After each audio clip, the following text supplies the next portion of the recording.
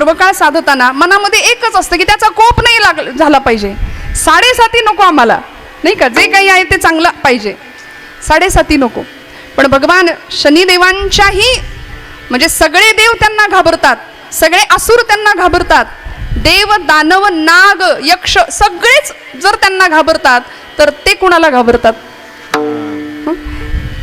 त्याचं उत्तर असं आहे, मनोजवम मारुततुल्य वेगम जितेंद्रियम बुद्धिमतां वरिष्ठम वातात्मजं वानरयूथ मुख्यम श्रीरामदूतं शरणं प्रपद्ये. महारुद्र महाबली ते रुद्राचा अवतार आहेत ना भगवान मारुतीराय. त्यामुळे शनिदेव हे मारुतीरायांचं नमन करतात, आराधना करतात, कारण ते रुद्राचे अंश आहेत, महारुद्राचा अवतार आहे तो. ज्यावेळी भगवान शनिदेवांचा जन्म सूर्य आणि छाया यांच्या पोटी झाला ना, दक्षाच्या अनेक मुलींपैकी एक मुलगी, तिचा विवाह भगवान सूर्यदेवांशी झाला आणि सूर्यदेवांच्या तेजाचा प्रताप किंवा ते तेज सहन न झाल्यामुळे त्या मुलीने आपली छाया निर्माण केली, आपली प्रतिकृती निर्माण केली. आणि छाया म्हणजे सावली. सावली माणसाची कशी असते? काळी असते ना, सावली काळी असते. तशी ती छाया, त्या छायेबरोबर सूर्यदेवांचा ज्यावेळी मिलन झालं त्याच्यातून तिला गर्भ राहिला आणि मग शनिदेवांचा जन्म आहे. त्यामुळे शनिदेव हे रंगानी वर्णानी काळे. मग असा काळा मुलगा माझ्या पोटी कसा काय जन्माला आला याचा विचार सूर्यदेवांनी केला आणि हा मुलगा माझा नाहीच म्हणून छायेला खूप त्रास द्यायला सुरुवात केली.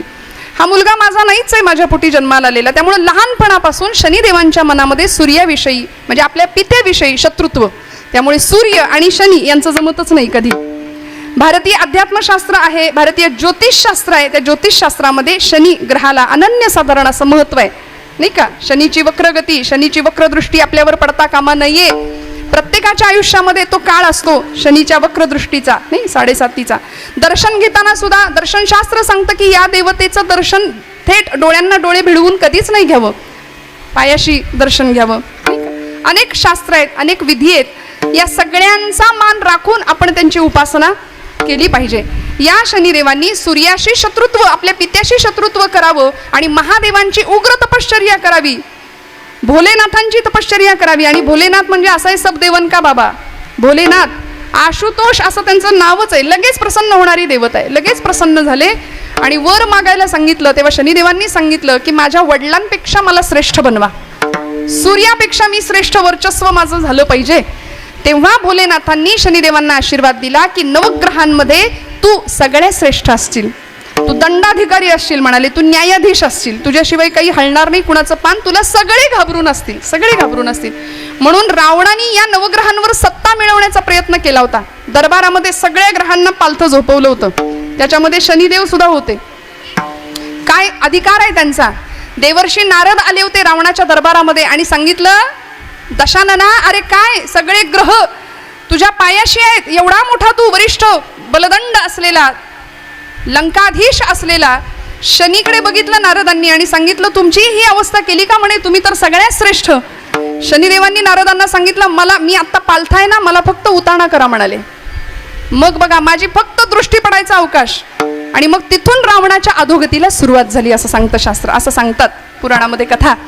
त्यामुळे या शनिदेवाची वक्रदृष्टी आपल्यावर पडता कामा नये याकरता त्यांची उपासना शास्त्राने जशी सांगितली तशी घडावी आणि ती सगळ्यात महत्त्वाची भावपूर्णतेने घडावी.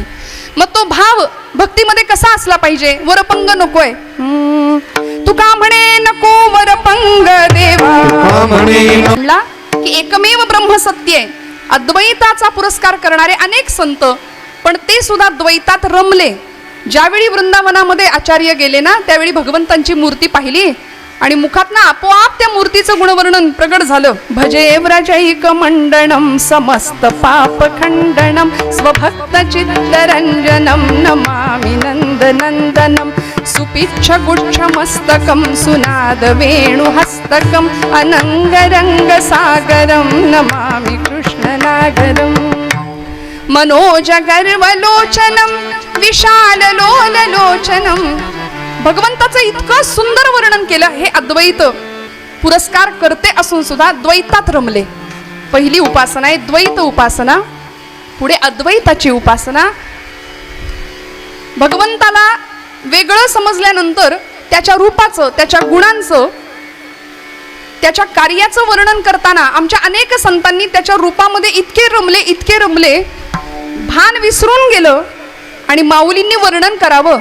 कृष्णमूर्ती होय गे कळो आली सोय गे, कृष्णमूर्ती होय गे कळो आली सोय गे, कृष्णमूर्ती होय गे.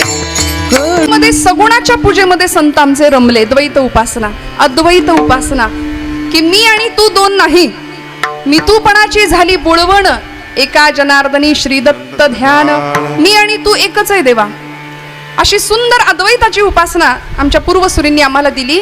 आणि तिसरा उपासनेचा प्रकार आहे अद्वयत्व, ज्यामध्ये मी आणि तू देवा एकच आहोत हे मला माहिती आहे, मला कळतंय, तरी सुद्धा तुझ्यापासून वेगळं होऊन तुझी भक्ती करण्यामध्ये जो आनंद आहे ना, त्याला अद्वयत्व असं म्हटलंय बरं का.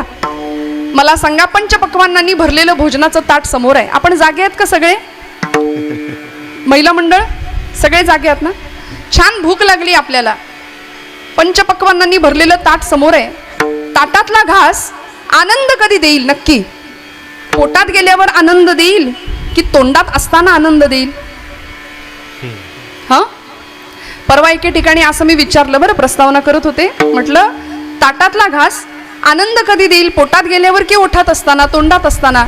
समोरून उत्तर आलं पोट भरल्यावर. 2 ऑप्शन दिले होते, तिसरा ऑप्शन निघाला. काही मंडळी अशा असतात श्रोतृवर्गांमध्ये, शिक्षकांनी गुरुजींनी विद्यार्थ्यांना प्रश्न विचारला, वर्तमान काळ, भूतकाळ आणि भविष्यकाळ 3 काळांचं चांगलं चाललं होतं शिकवणं, मराठी भाषेचं व्याकरण. मग मुलांनो, काल रात्री मला जेवायला नव्हतं, या वाक्यामध्ये कुठला काळ आहे? उत्तर अपेक्षित होतं नव्हतं, नाही का, भूतकाळी वाक्य आहे. पुढचा मुलगा म्हणला, गुरुजी दुष्काळ आहे, साधी गोष्ट आहे, काल रात्री जेवायला नव्हतं, दुष्काळ आहे. त्यामुळे असा श्रोता समोर असला की वक्त्याची पंचायत होते. वक्ता वक्तानो हे श्रोते विण, आपण सगळे सुज्ञ आहात, सुहृद आहात, सद्भावनाशील मंडळी आहात, याची मला जाणीव आहे. काय झालं? अद्वयत्व, पोटातला घास हा तोंडात असताना आनंद देतो. साखर खाल्ल्याशिवाय त्याची चव कळत नाही, गोड आहे असं म्हटल्याने भागत नाही. त्यामुळे भगवंता, तुझ्या भक्तीचा आनंद घेतल्याशिवाय माझं पोट नाही भरणार, म्हणून तुझ्या समोर उभं राहून मला तुझं गुणगान गायचंय, मला तुझ्या समोर उभं राहून तुला जेवण भरवायचंय, तुला नैवेद्य अर्पण करायचंय, तुझ्याशी भांडायचंय. अशी सुंदर भक्तीची परिसीमा या सगळ्या संतांनी गाठली. म्हणून तर तुका म्हणे, होय मनाशी संवाद आपुलाची वाद आपणासी, या सिद्धीपर्यंत पोहोचता आलं. साधकावस्था ते सिद्धावस्था हा प्रवास करताना तुकोबराय ज्या अवस्थेला पोहोचले, आता भगवंताचे आभार मानायची वेळ आली की देवा, माझ्या आयुष्यामध्ये तू मला अशा अवस्थेला नेऊन पोहोचवलंस, तू माझ्या आयुष्यात आलास, तुझं माझं सुंदर नातं निर्माण झालं. आता हे निर्माण झालेलं नातं असंच टिकलं पाहिजे, म्हणजेच मला क्षेम दे भगवंता. मागणी करतात क्षेमाची अभंगाच्या प्रथम चरणापासून. माझ्या भावा अंतराय नको देवा, आले भागा ते करीतो तुझे नाम उच्चारितो. आता तुकोबराय शब्द वापरतात, देवा आता इथून पुढे, आज तुझं माझं नातं जुळलंय, मी तुझ्या इतका जवळ आलो, भक्तीच्या आनंदामध्ये इतका न्हावून निघालो की आता इथून पुढे मला अंतर नाही द्यायचं तू. कारण खरा भक्ताची अवस्था ही आहे बरं का, भगवंतापासून विरह सहन होत नाही, भगवंतापासून विलगता सहन होत नाही, आणि तुम्हाला आम्हाला याचा काहीच फरक पडत नाही बरं का. हां, भक्ती आम्ही करतो ती आपल्या सवडीची, आपल्या आवडीची, देवाच्या आवडीची नाही, आपल्याला जमेल तसं. ब्रह्मचैतन्य गोंदवलेकर महाराज फार सुंदर म्हणतात, ते म्हणतात, आपला परमार्थ जगाला जितका कमी दिसेल ना, तितका तो आपल्यासाठी फायदेशीर असतो. आपण जगाला दाखवण्याकरता परमार्थ फार करतो. संन्यासाचे सोंग संपादिता चांग, परी वैराग्याचे अंग आणिता नये, महाराज म्हणाले. त्यामुळे जगाला दाखवणारा परमार्थ नसावा, जग काय म्हणेल म्हणून आपण विचार करून वागतो, तो व्यवहार झाला, ते अध्यात्म नाही. आणि देव काय म्हणेल, माझा भगवंत काय म्हणेल, माझ्या देवाला कसं वाटेल, असा विचार करून वागणं, याचं नाव परमार्थ आहे. विठ्ठल.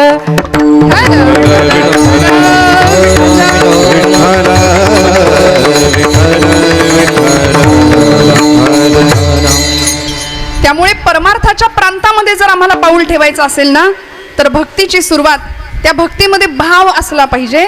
आणि तो भाव भगवंताच्या चरणावर असा रुजू करावा की आता त्या भावाला, तो भाव म्हणजे आपल्याला भावाचे शास्त्रांनी अनेक अर्थ सांगितलेत, पण आपल्याला जो इथे अभिप्रेत असलेला अर्थ आहे, ज्याचा जसा स्वभाव तसा त्याचा भाव, बरं का.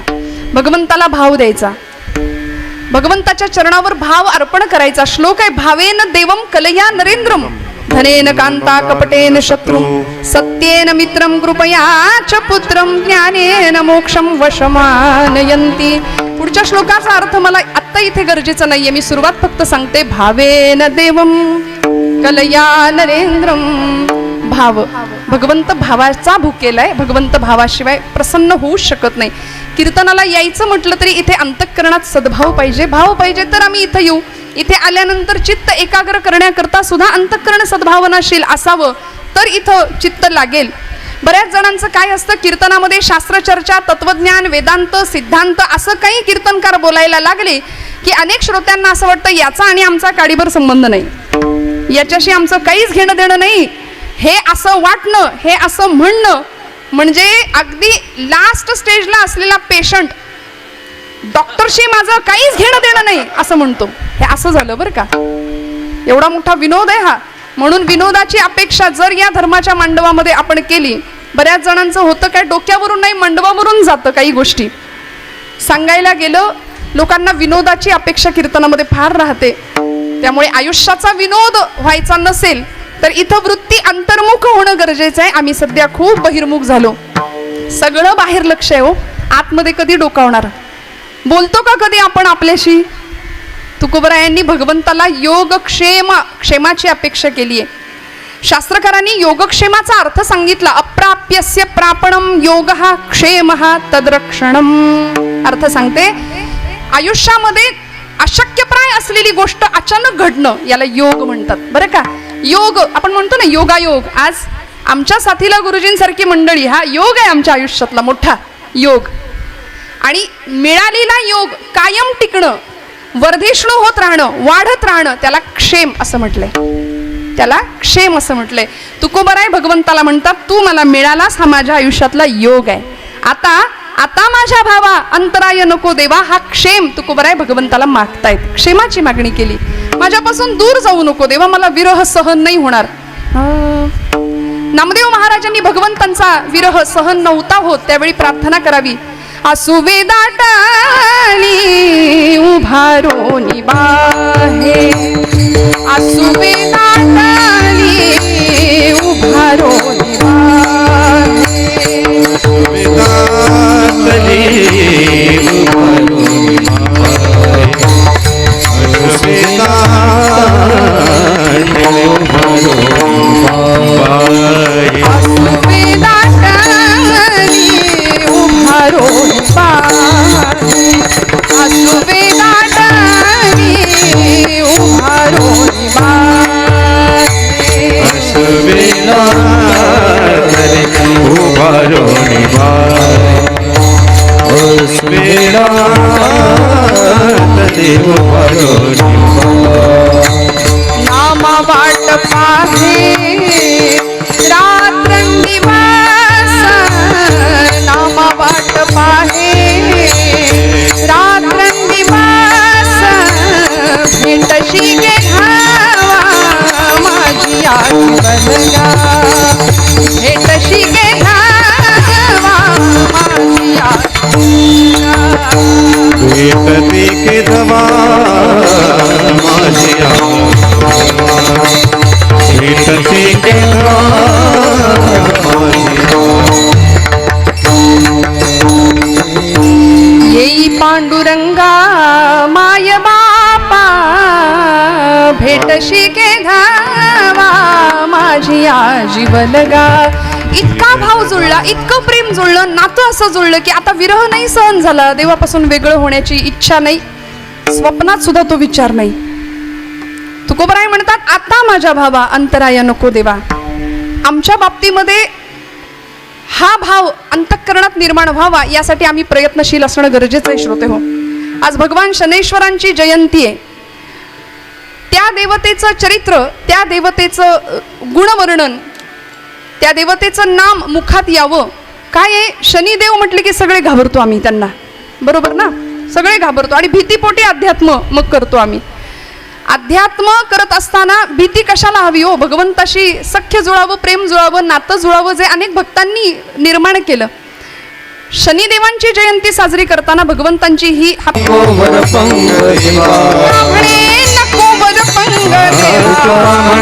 नको वर पंग देवा, हे माझी सेवा भाव शुद्ध, हे माझी सेवा भाव शुद्ध, हे माझी सेवा भाव शुद्ध. तुका म्हणे नको वर पंग देवा, दिखावा नकोय भक्तीमध्ये. तुकोबरायांनी हाच विषय इथं म्हणला की आता माझ्या भावाला अंतर देऊ नकोस, आता माझ्या भावा अंतराय नको देवा. मग देवा, एकदा का तुझं माझं नातं जुळलं, तुझ्या माझ्यात अंतर नाही पडणार ना, तर मग आता माझी तुझ्याकडून कुठलीही तक्रार नाही. तू ठेवशील तसं मी राहायला तयार आहे. माझ्या भाग्यात जे जे आलं ते मी स्वीकारायला तयार आहे. आले भगते करी, आले भगते भगते करी, आले हरि भगते करी, आले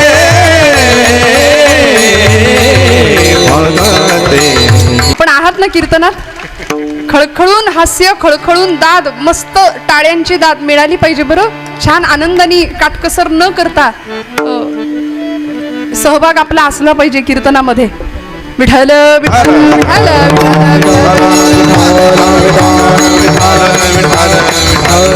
आले भागाते करीतो तुझे नाम उच्चारितो. तुकोबराय म्हणले देवा तक्रार नाही, कुठलीच तक्रार नाही. जे वाट्याला मिळालं ते स्वीकारीन, कारण आम्हाला खात्री आहे एका जनार्दनी भोग प्रारब्धाचा हरिकृपे त्याचा नाश झाला. खात्री आहे तुझी कृपा असेल तर वाटेल ते प्रारब्ध भोग भोगायची आमची तयारी आहे. आले भागाते करीतो ठेविले अनंते तैसेचे राहावे, असं म्हटलं की नाही? तर आजची तरुण मंडळी म्हणते ताई संतांनी कर्तृत्ववाद नाकारला बहुतेक, काहीच करायचं नाही, ठेविले अनंते तैसेचे राहावे, चित्ते असो द्यावे समाधान, असं म्हटलंय. अरे म्हटलं तसं नाही. तुकोबांनी जरी हे सांगितलं ठेविले अनंते तैसेचे राहावे, तरी तेच तुकोबाराय भक्तीला शक्तीची जोड द्यायला शिकवतात. एक शककर्ता राजा महाराष्ट्राला मार्गदर्शनाने प्रभावित करून देतात आणि मग त्यांनाही सांगतात विंचू देव्हाऱ्याशी आला, देवपूजा नावडे त्याला, तेथे पैजाराचे काम अधमाशी तो अधम. धर्माचे पालन करणे, पाखंड खंडणे, हेही तुकोबाराय शिकवतात. फक्त टाळ कुटणं म्हणजे अध्यात्म नाही. त्या भक्तीला शक्तीची जोड दिली तुकोबरायांनी.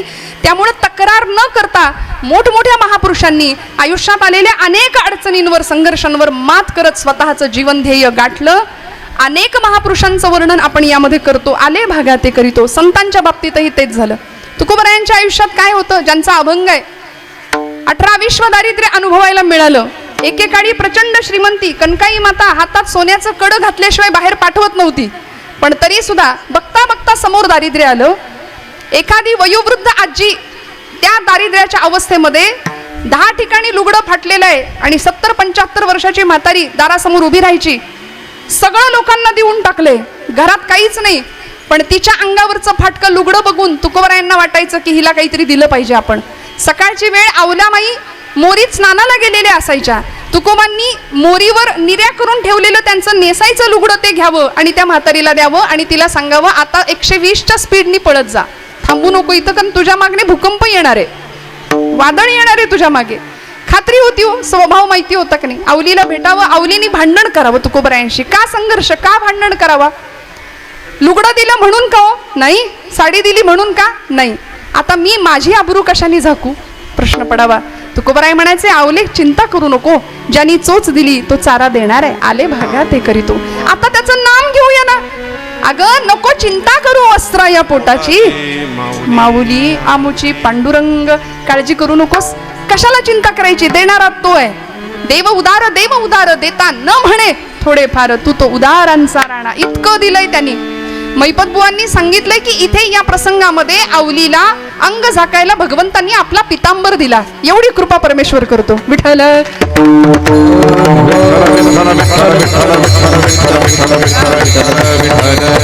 तक्रारी तुम्ही आम्ही करतो, संतांनी तक्रारी नाही केल्या. स्वतः देवानी तक्रार कधीच नाही केली. देवांच्या आयुष्यामध्ये अवतारामध्ये आपण पाहतो भगवान गोपाल कृष्ण किती सहन करायला लागलं. सगळं स्वीकारलं की नाही? सगळं स्वीकारलं. 2 आई, एक आई जन्मदात्री होती, अंगावरचं दूध पण नाही प्यायला मिळालं. गोकुळात गेले, फक्त 11 वर्ष राहिले, तिथला विरह सहन करावा लागला. फक्त दुःख सहन केलं तरी सुद्धा आयुष्यभर हसत राहिले. देवाला सुद्धा चुकलं नाही.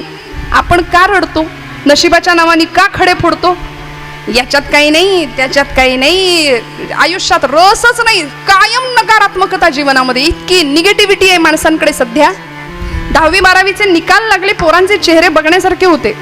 बरं, एवढे मार्क पडणाऱ्यांना पडतात तरी कसे, हा फार मोठा प्रश्नचिन्ह आहे. आमच्या काळामध्ये 80 म्हणजे खूप मार्क होते की नाही? खरं सांगा, मराठी भाषेमध्ये 99 मार्क पडूच कसे शकतात?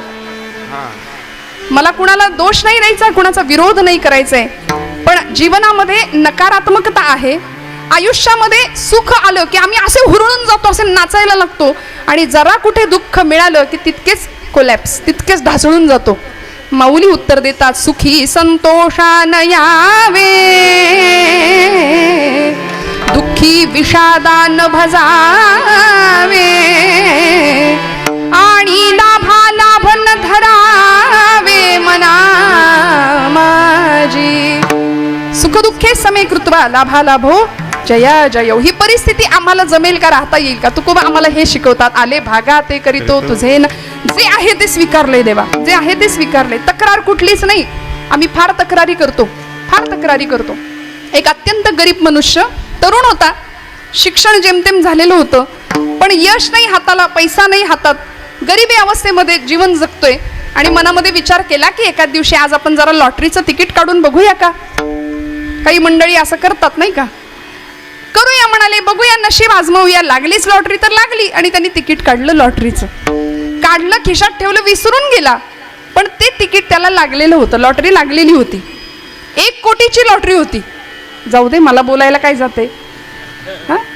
लागली, एवढी मोठी लॉटरी लागली, आणि उन्हाचा तडाखा लागला. रस्त्याने चालत होता, खरं तर विसरून गेला तो की आपल्याकडे तिकीट आहे. चालत असताना त्याला ऊन लागलं, घेरी आली, चक्कर आली, आणि तो जागेवर कोसळला, बेशुद्ध झाला. काही संवेदनशील माणसं असतात समाजामध्ये, पटकन अशा माणसांची मदत करतात, आणि काही असेही असतात की लगेच त्या प्रसंगाचे फोटो काढतात. ॲक्सिडेंट झाला तरी पहिलं सोशल मीडियावर कधीचे चित्र जाईल याची घाई असते अनेकांना नाही का? संवेदना बोथट झाल्या. काही चांगल्या माणसांनी त्याला घेतलं, दवाखान्यात भरती केलं, डॉक्टरनी त्याला तपासलं, त्याच्या खिशामध्ये ते तिकीट डॉक्टरला सापडलं. आणि डॉक्टरना कळलं की हे तिकीट लागलेलं, 1 कोटीची लॉटरी लागली आहे पठ्ठ्याला. मग आता डॉक्टरांनी त्याला शुद्धीवर येण्याची वाट पाहिली. म्हणाले, आलाय शुद्धीवर, आता एकदम धक्का नको द्यायला, कारण माणसाला दुःख तर नाही पचत, पण सुखाचा धक्का सुद्धा पचत नाही. एकदम सुख माणसाला नको असतं, पचतच नाही हो, आम्ही हुरळून जातो. मग अशा स्थितीत आम्हाला न्यूट्रल राहता आलं पाहिजे. भगवान गोपाल कृष्णांनी गीतेत शब्द वापरलाय, स्थितप्रज्ञ राहता आलं पाहिजे. त्या डॉक्टरांनी ठरवलं, याला हळूहळू सांगूया म्हणलं, एकदम नको सांगायला, धक्का नको बसायला. हळूहळू सांगता डॉक्टर म्हणाले, बाळा, तुला जर एक 10-20 लाख रुपये जर मिळाले तर तू काय करशील? तो म्हणाला, डॉक्टर साहेब, अहो दारिद्र्य परीक्षा घेताय, नशीब परीक्षा घेताय, दरिद्र अवस्था आहे, कुठून मिळणार आहे 10-20 लाख रुपये? तरी सुद्धा म्हणाले, मिळाली तर तू काय करशील?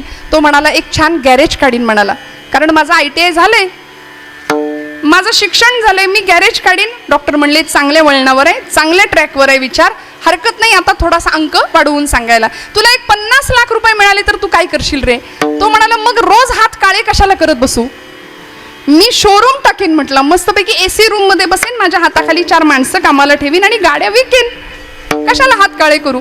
डॉक्टर म्हणले, एकदम करेक्ट मार्गावर आहे, अजिबात वाईट विचार करत नाहीये, मिळालेल्या पैशाचा योग्य विनियोग करेल हा.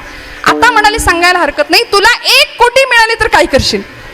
याला इतका आनंद झाला, तो म्हणाला, डॉक्टर साहेब, मिळणार नाहीत हे मला माहिती आहे, पण जर तुम्ही म्हणताय मग मिळालेच तर मी त्यातले अर्धे तुम्हाला देईन. डॉक्टर बेशुद्ध. विठ्ठल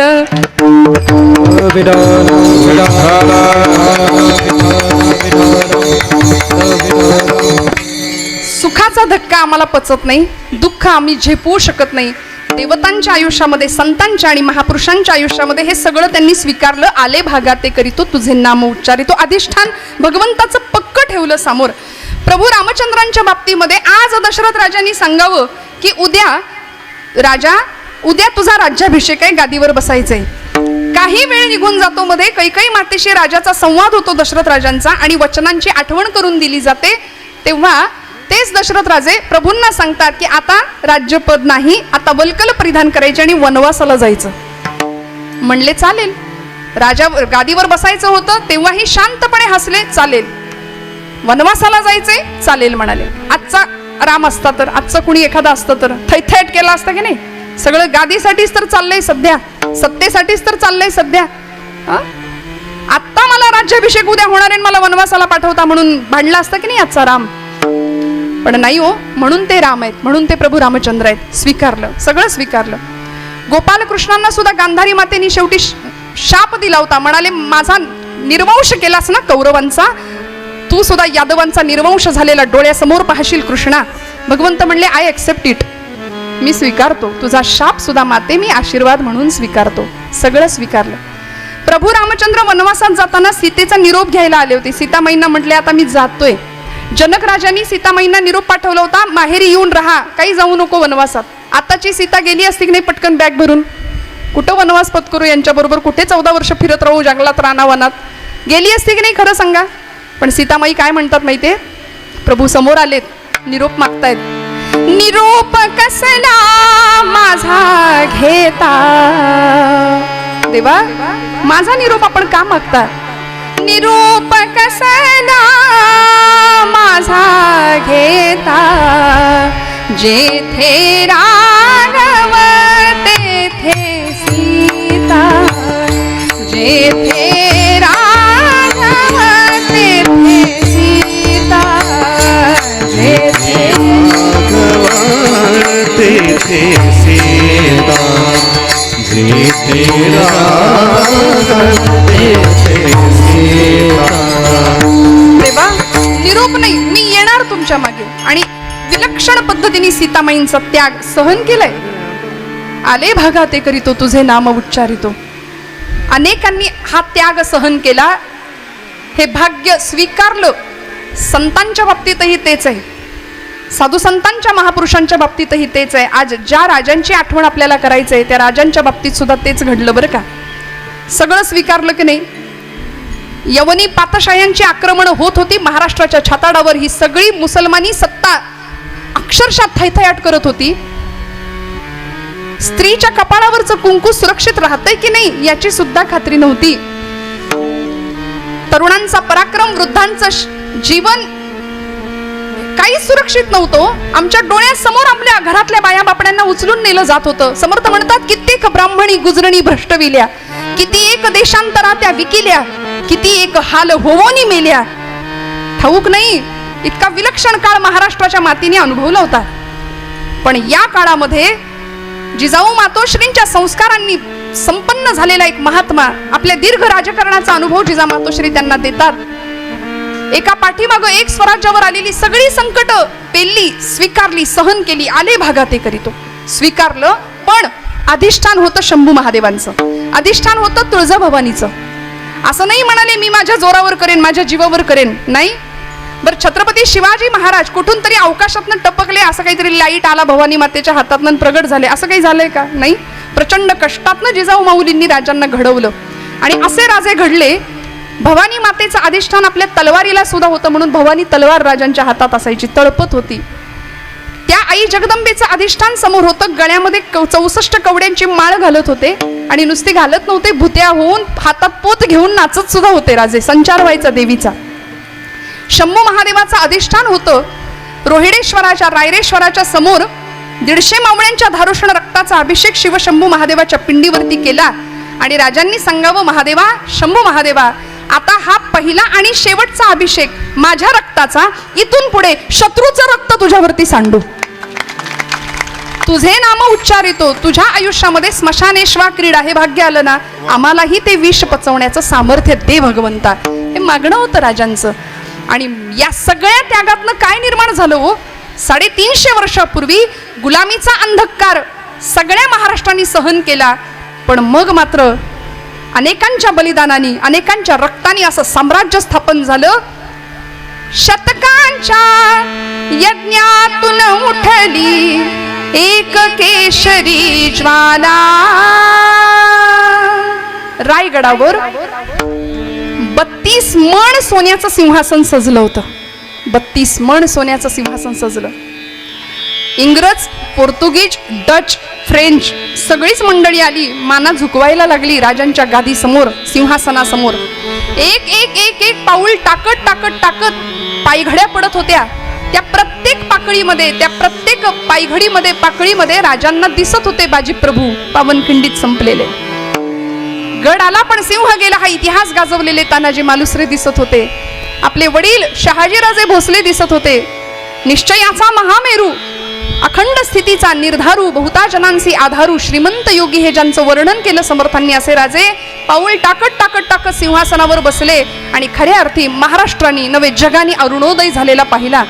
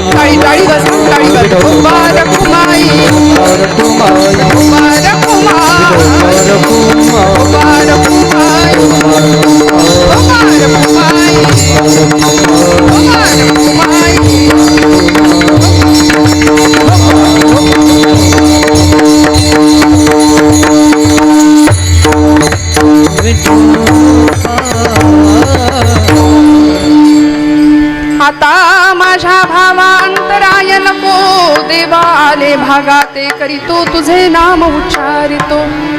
दृढ माझे मन येथे राखावे बांधून, आले भागाते करीतो तुझे नाम उच्चारितो. भक्तीच्या वाटेवर तुकोबरायांनी भगवंताकडे क्षेमाची याचना केली, मागणी केली. तुम्ही आम्ही सुद्धा सगुण उपासना करत असू, निर्गुण उपासना करत असू, प्रत्येक उपासनेमध्ये भगवंताच्या जवळ राहता आलं पाहिजे. आणि आम्ही प्रापंचिक आहोत, साधी भोळी माणसं आहे. परमार्थात लक्ष लागतंच पूर्ण वेळ असं काही नाही. आम्ही आमच्या सवडीने करतो. घरातली कामं करता करता जमलं तर समोर सिरियल चालू लागते आम्हाला, हातात माळ असली तरी. असा रामकृष्ण हरी जप आमचा चालतो, जमेल तसं. आम्ही ध्यानाला बसलो तरी लोक म्हणतात काय ध्यान बसलंय. असा अध्यात्म, सवडीचा अध्यात्म आम्ही करतो, आम्हाला जमेल तसं. भगवंताला आवडेल असं काही नाही. भगवंताला आवडेल असं जर आमच्याकडून अध्यात्म घडलं ना, तर आज तरुण मंडळ स्थापन होतात. गणपती नवरात्र उत्सव देवाला आवडण्याकरता जर उत्सव असेल तर त्या गणपतीच्या मागे, पडद्यामागे पत्त्यांचे डाव रंगणार नाहीत. जर देवाच्या आवडीकरता आम्ही उत्सव करत असू तर. जर देवीच्या आवडीकरता नवरात्र असेल तर फक्त गरब्याकडेच आमचं लक्ष नसेल बरं का. 9 दिवस कुठले रंग नेसायचे याकडेच महिला वर्ग प्रभावित आणि आकर्षित नाही होणार. त्यामुळे देवदेवतांची चरित्र, त्यांची गायन, त्या चरित्राचं गायन, लीला संकीर्तन, गुणसंकीर्तन, नामसंकीर्तन तुमच्या माझ्याकडून उत्तम प्रकारे घडावं. ज्या साधू संतांनी ही वाट महाराष्ट्राला दिली सद्विचारांची, इथं सिंचन झालं. ती अक्षरे नवती देखा ब्रह्म साम्राज्य दीपिका, अर्जुना लागी चित्कळिका प्रगटली असे. एक एक अक्षर साक्षात परतत्वाला स्पर्श करणारं होतं. म्हणून संप्रदायामध्ये गाथेच्या निमित्ताने, ज्ञानोबांच्या ज्ञानेश्वरीच्या निमित्ताने साक्षात ज्ञानोबा आणि तुकोबा आमच्या सोबत आहेत याची खात्री प्रत्येकाने बाळगावी. मग जीवनामध्ये नैराश्य नाही येणार, फ्रस्ट्रेशन ज्याला आपण म्हणतो मराठीत. 2 वर्षाचं पोरगं सुद्धा खूप टेन्शनमध्ये आहे सध्या. त्याच्या हातामध्ये मोबाईल आहे, प्रचंड टेन्शनमध्ये. का? चित्त सैरभैर झालंय, विचलित झाली मनाची अवस्था. आणि ते मन इतकं घातक आहे, इतकं वाईट आहे की अध्यात्माच्या प्रांतामध्ये येणाऱ्या माणसाला त्रास दिल्याशिवाय राहत नाही. म्हणून तुकोबराय म्हणतात अभंगाच्या 3ऱ्या चरणात, दृढ माझे मन, दृढ माझे मन, दृढ माझे मन, दृढ माझे मन, दृढ माझे मन, दृढ माझे मन, दृढ माझे मन, दृढ माझे मन, दृढ माझे मन, दृढ माझे मन, दृढ माझे मन, दृढ माझे मन, तेरा धावे ए तेरा कावे बांधोना, ए तेरा कावे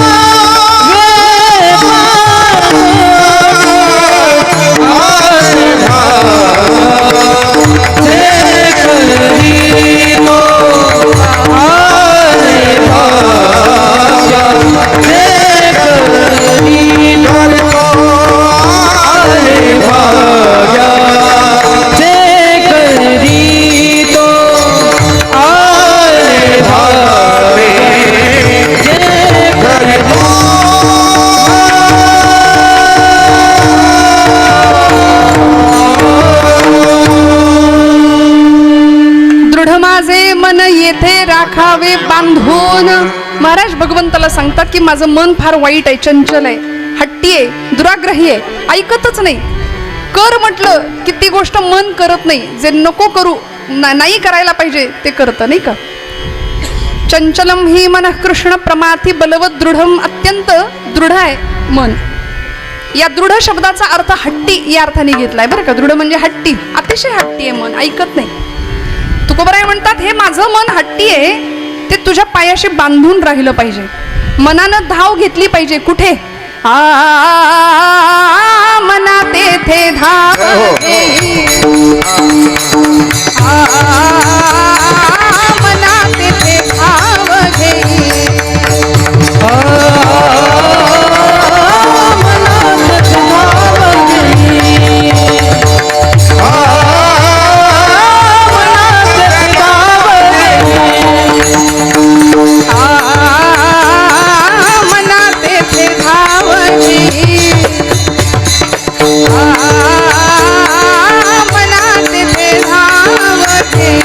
येथे नाही. मनात धाव घेई, मनात धाव घेई, मना तेथे धाव घेई, राही विठोबाचे पायी, मना तेथे धाव घेई, राही विठोबाचे पायी. डोळे तुम्ही झाले सुख, डोळे तुम्ही झाले सुख, डोळे तुम्ही गाणे सुख, डोळे तुम्ही गाणे सुख, यारे सुख, अरे सुख, यारे सुख. मना तेथे धाव घेई. मन कुठे धावलं पाहिजे? मन कुठे धावलं पाहिजे? मन सगळीकडे धावतं, प्रपंचात धावतं, संसारामध्ये धावतं, पण देवाच्या चरणाजवळ धावलं पाहिजे. दृढ माझे मन येथे राखावे बांधून. तुकोबरायांना माहिती होतं सैराट मन आहे, सगळीकडे धावतं, वेड्यासारखं पळतं. या मनाला बांधण्याची गरज आहे. म्हणून तो क्षेम टिकवून राहावा, वर्धिष्णू व्हावा, याकरता माझं मन तुझ्या चरणाजवळ राहिलं पाहिजे. आणि आता इथून पुढे भगवंता, या भक्तीच्या वाटेवर कितीही काटे आले, कितीही फाटे फुटले, तरी आम्हाला त्याची पर्वा नाही करणं, या सगळ्याची काळजी घेणारा तू आहेस. आता माझ्या या भक्तीच्या प्रवासामध्ये मी अशा अवस्थेला जाऊन पोहोचलो, एकेकाळी न लगे मुक्ती धनसंपदा संत संग देई सदा असं म्हणणारा मी आता तुका म्हणे मुक्ती परिणिली नोवरी, आता दिवस चार खेळी मिळी, या अवस्थेला पोहोचलो. साधकावस्थेतून सिद्धावस्थेपर्यंतचा प्रवास सफल झाला, संपूर्ण झाला. त्यामुळे आता या वाटेमध्ये कुठल्याही प्रकारचे फाटे फुटू देऊ नको. अभंगाचं शेवटचं शब्द. तुका म्हणे वाटे,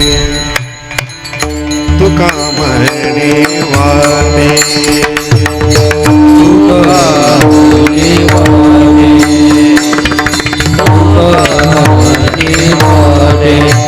श्री हरी, श्री हरी.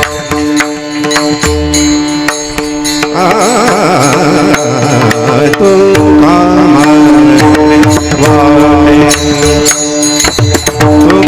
म्हणे वाटे, तुका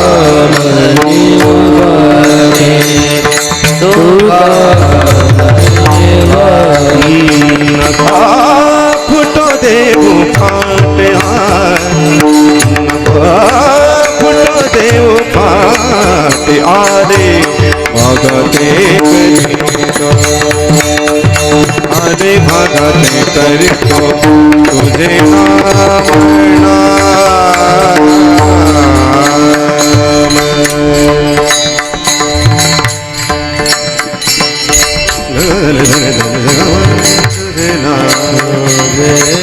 हम उच्चारतो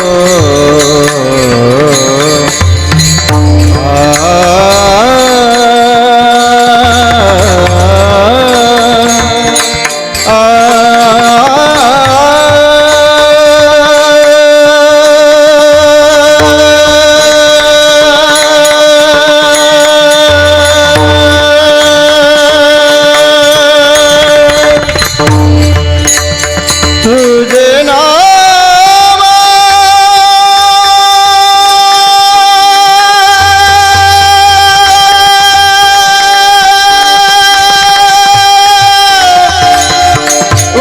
उच्चारितो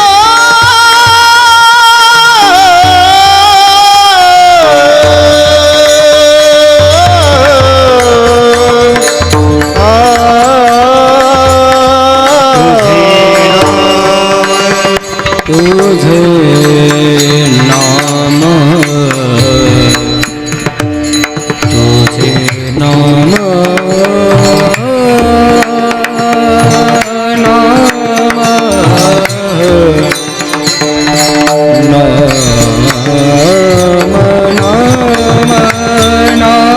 नाम,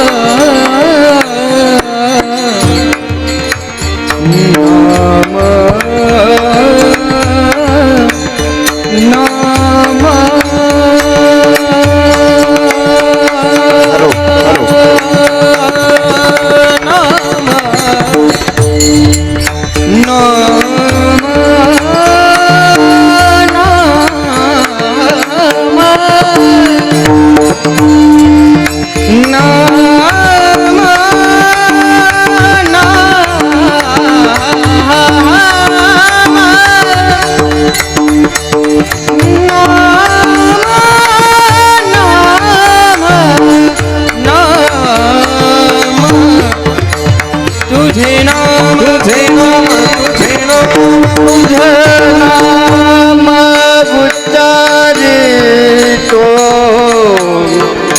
तुझे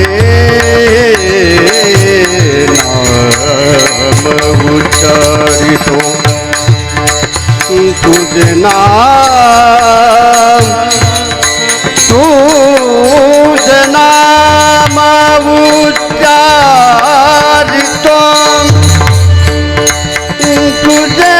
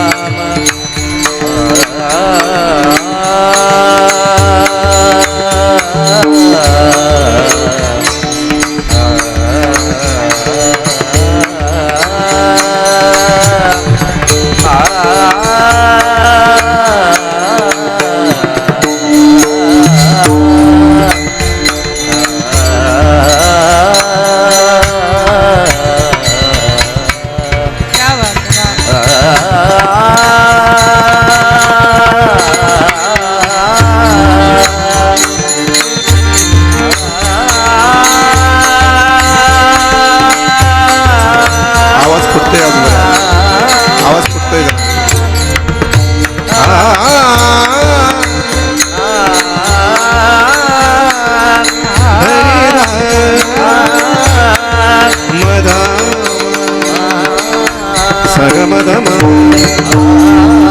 रे स ग म ध स ग म ध म ध नि ध ध नि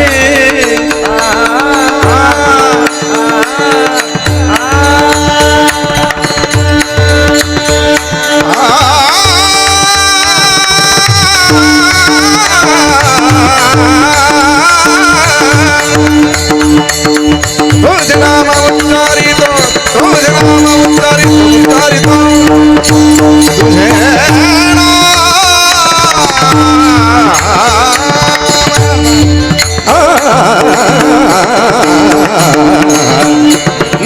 तुझे नाम तुझे नाम नाम तुझे नाम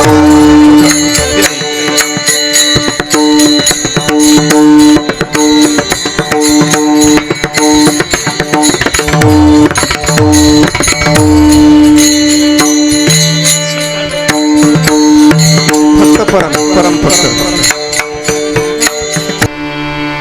तुका म्हणे वाटे नको फुटू देऊ फाटे आले भागा ते करीतो तुझे नाम उच्चारितो.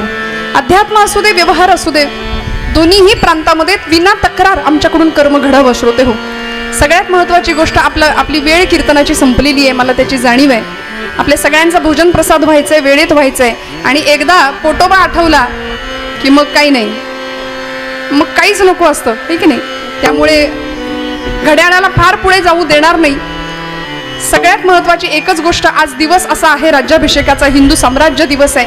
आम्ही सगळी मंडळी हिंदू आहोत हे दुर्दैवाने याचा विसर पडतोय. स्वातंत्र्यवीर सावरकर म्हणायचे, मला इंग्रजांची भीती मुळीच नाही, मला अन्य पंथीयांची मुस्लिमांची भीती नाही, मला हिंदू द्वेष्ट्या हिंदूंचीच भीती आहे. हिंदूंचा द्वेष करणारी हिंदू माणसं आहेत ना, त्यांचीच मला भीती आहे. कारण आमचा हिंदू धर्म पतित होण्याची कारणं आणि ती आमचीच आहेत बरं, आम्हीच त्याला कारण आहोत. पहिलं कारण आहे, आम्ही मस्तक आमचं तिलकहीन आहे, कपाळाला टिळा लावायला तयार नाही. वाणी मंत्रहीन आहे, वाणीला मंत्राचा स्पर्श नाहीये, नाम नाहीये. हरिनाम प्रक्षाळी जिव्हे ते म्हटलंय. दिवसभर आम्ही जी वाणीनी पाप करतो ती पाप धुवून काढण्याचं काम नाम करतं, म्हणून तुझे नाम उच्चारितो, ते नाम मुखात यावं. आमचं मन श्रद्धाहीन आहे आणि हात शस्त्रहीन आहे. वेळ पडली तर हातात शस्त्र घेता यावं, कारण आमचे सगळे देवांचे अवतार शस्त्रधारी होते. हातात शस्त्र घ्यावं. शस्त्र पाप ना स्वयेची शस्त्र पुण्य ना स्वये इष्टता अनिष्टता त्यास हेतूनेच ये. एखादी आमची तरणी ताठी पोर संध्याकाळ झाली आणि अंधार पडला घरी आलीच नाही तर आई वडिलांच्या काळजाचा ठोका चुकतो की नाही मला सांगा. इतका विलक्षण काळ आहे आजूबाजूला, आम्हाला सावध राहण्याची फार गरज आहे. स्वसंरक्षण प्रत्येक लेकी बाळींना शिकवण्याची गरज आहे. इथलं तरुण मंडळ चारित्र्याचा विकास, नीतिमत्ता, शुद्ध आचरण प्रत्येकाकडून घडावं, तर आम्ही छत्रपतींच्या महाराष्ट्रात राहतो असं मोठ्या अभिमानाने म्हणू शकतो. आज राज्याभिषेक दिवस आहे राजांचा. रायगडावर असं सिंहासन सजलं होतं की आमच्याही माना त्यांच्या समोर झुकल्या गेल्या, कायम झुकल्या जाव्यात. त्यांच्या चारित्र्याचा गौरव सबंध महाराष्ट्रांनी केला, आमच्याकडूनही तो वेळोवेळी व्हावा. आज या शनी जयंतीच्या पर्वकाळाच्या निमित्ताने झालेली सेवा भगवंत चरणावर समर्पित करते. आपण सर्व पाथरे ग्रामस्थ, माता भगिनी, बंधुवर्ग, वडीलधारी वर्ग सगळ्यांच्या चरणी कृतज्ञतापूर्वक वंदन करते. बोलत असताना काही वेडवाकडं गेला असेल तर मोठ्या अंतःकरणाने क्षमा करा. सर्व गुणीजन मंडळी, मी पुन्हा यांचा उल्लेख का करतेय, आमचे बंधू परमादरणीय विकासदादा असतील, परमादरणीय भगुरे गुरुजी असतील आणि त्यांची चिरंजीव मंडळी 2 जण आहेत. इतकं सुंदर गुरुजी शिक्षण चाललंय, खरंच दृष्ट लागावी असं छान. म्हणजे दोघेही श्रीपाद महाराज ना, हे यांचं श्रीहरी महाराज आणि त्यांच्या छोट्यांचं वा वा हरिभक्तीपरायण पद्मनाभ महाराज. इतका गोड आवाज आहे, इतकं सुंदर शिक्षण चालू आहे. परमेश्वराने अशीच सेवा आपल्याकडून करून घ्यावी अशी भगवंताच्या चरणी प्रार्थना करते. आपण सर्व मंडळी बोलत असताना चुकून काही वेडवाकडं गेलं असेल तर मोठ्या अंतःकरणाने क्षमा करा. हरी हरी कृष्ण होयगे कळ आली सोयगे. प्राणाचाही प्राण माझा, प्राणाचाही प्राण, सुख काय सांगू गे, सुख सांगू काय गे. कृष्ण गळा गे, कस्तुरीचा टिळा गे, तुळशी माळ गळा गे, कस्तुरीचा टिळा गे. प्राणाचाही प्राण माझा, सुख सांगू काय गे. प्राणाचाही प्राण पाहता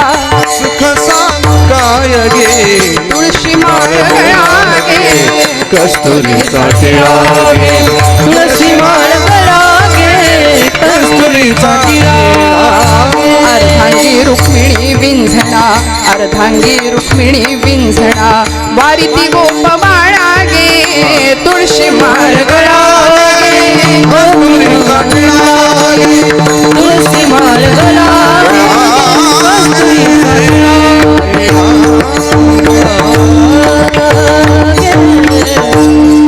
भक्ती माझ्या भावा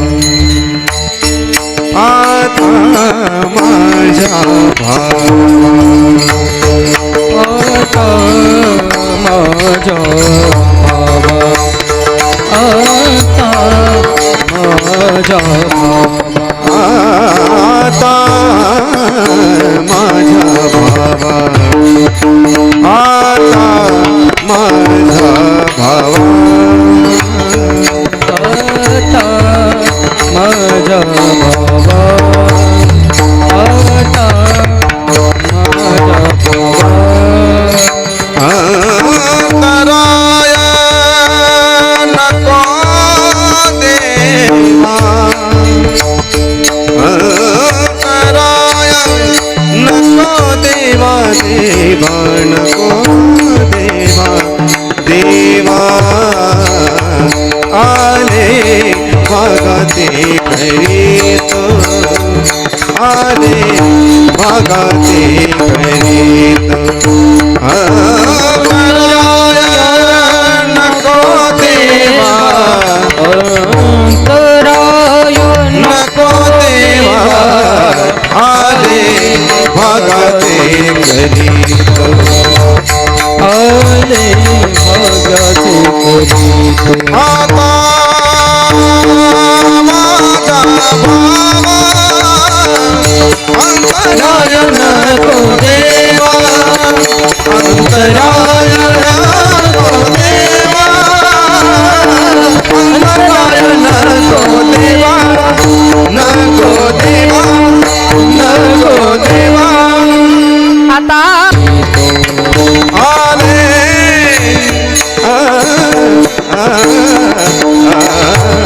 भागाते करीत तुझे नाम नाम नाम नाम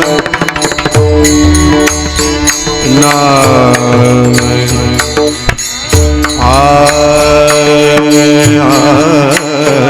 नाम नाम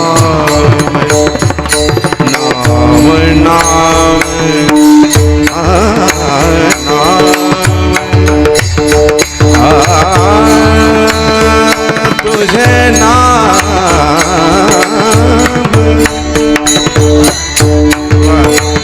तुझे नाम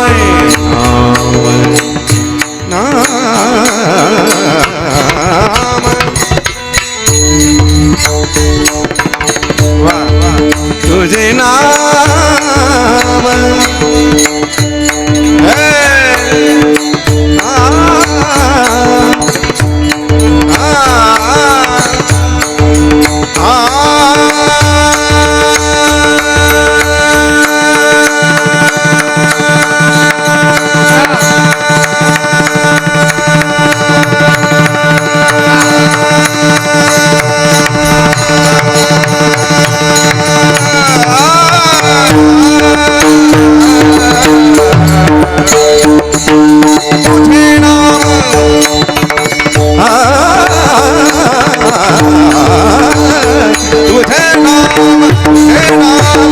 उच्चारितो आले